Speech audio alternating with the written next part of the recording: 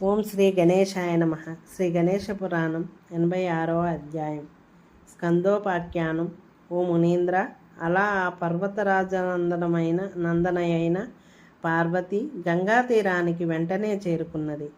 అక్కడ ముద్దులు మూటగట్టే ఆ చిన్నారి బాలుణ్ణి చూడగానే ఆమెకు స్తన్యం ధారగా స్రవించసాగింది. అతన్ని ప్రేమతో ఆలింగనం చేసుకొని ముద్దాడింది. అప్పుడు గంగాదేవి, వీడు నా కుమారుడని పలికింది.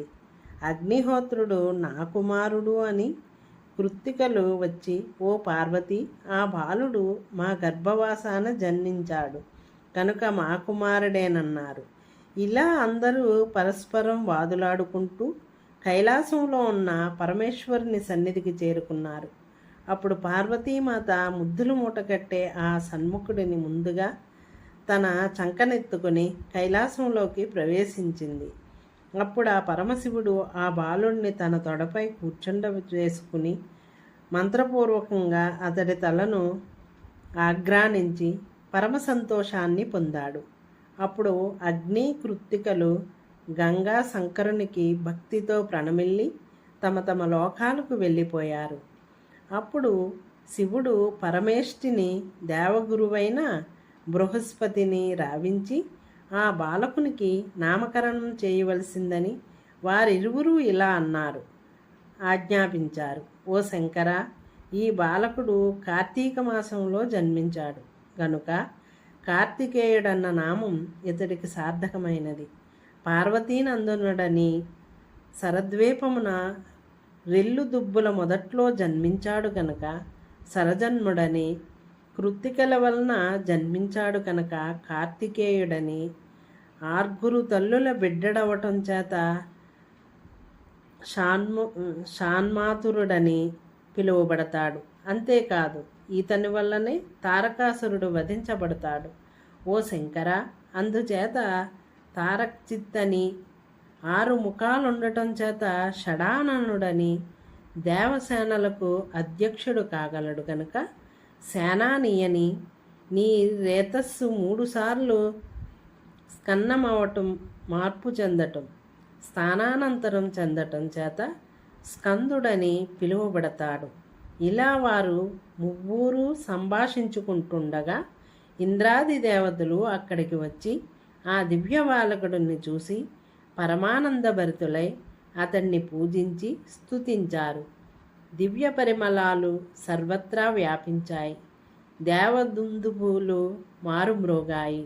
ఆ దేవతా సైన్యాలు ఆ శివసుతునికి నమస్కరించి, ఓ దేవా, నీ వల్లనే ఆ త్రైలోక్య కంటకుడైన తారకుని వధ జరగాల్సి ఉన్నది. కాబట్టి నీవు దేవసేనాధిపత్యం అంగీకరించి లోక కళ్యాణం చేకూర్చవలసింది అంటూ అతన్ని వైదిక మంత్రాలతో అభిషేకించి అనేక విధములైన సంభారములతో అతడికి దేవతల సేనానిగా పట్టాభిషేకం జరిపించారు.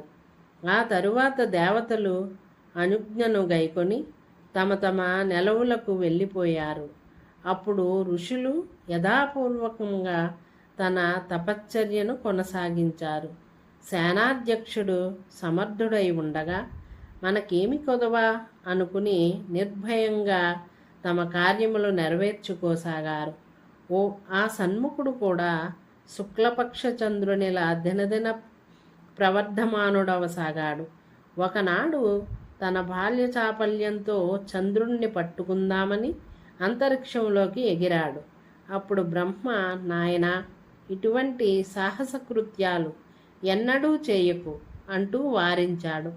ఇలా ఆ గాంగేయుడు బుద్ధి విషయంలో బృహస్పతిని, శక్తి విషయంలో ఇంద్రుణ్ణి మించిపోయాడు. ఇలా ఉండగా ఒకనాడు ఆ స్కందుడు పార్వతీ సమేతుడై ఉన్న పరమేశ్వరుని సన్నిధికి వెళ్ళి సర్వకార్య సిద్ధి కోరి వారికి వినయంగా నమస్కరించాడు. ఆ తరువాత శంకరునితో ఇలా తన అభీష్టాన్ని తెలిపాడు. ఓ తండ్రి, ఇంతవరకు మీ నుండి అనేక కథలను విన్నాను. త్రైలోక్య గురువైన మీ వలన ఎన్ని విన్నా తృప్తి కలగటం లేదు. కనుక నాకు సర్వకార్య సిద్ధి నిచ్చేటటువంటి పుత్ర, ధన, సంపదలను వృద్ధి కలుగు చేసేటటువంటి సర్వపాపహరమైన త్రివర్గప్రదమైన మోక్షార్థులకు మోక్షప్రదమైన శత్రువులపై జయాన్ని ప్రసాదించేటటువంటి ఉత్తమమైన వ్రతాన్నొక దానిని ఉపదేశించవలసింది. ఈ మాటలకు శంకరుడు ఎంతో సంతోషించి, కుమార, నీవడిగిన ప్రశ్న ఎంతో సమంజసమైనది, లోకోపకరమైనట్టిది. నీవు అడిగిన ఈ వ్రతము మానవులకు సర్వసిద్ధులను అనుగ్రహించగలగలట్టిది. అంతేకాదు సమస్త సంకటములను హరింపగలది. అలక్ష్మి నాశకరము, పాపక్షయకరము, పుత్ర పౌత్రాద్యాభివృద్ధికరము.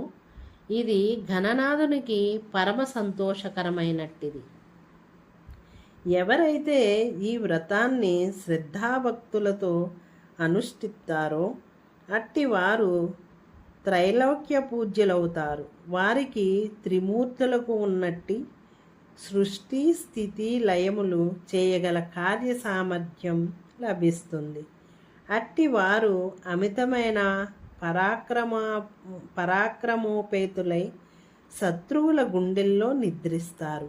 అంతేకాదు అట్టి వారిని దర్శించినంత మాత్రాన్నే సమస్త పాపాలు నశిస్తాయి. ఓ స్కంద, దీనికి వరద గణపతి వ్రతమని పేరు. దీనికి సాటి అయిన వ్రతం మరొకటి లేదు అన్నాడు.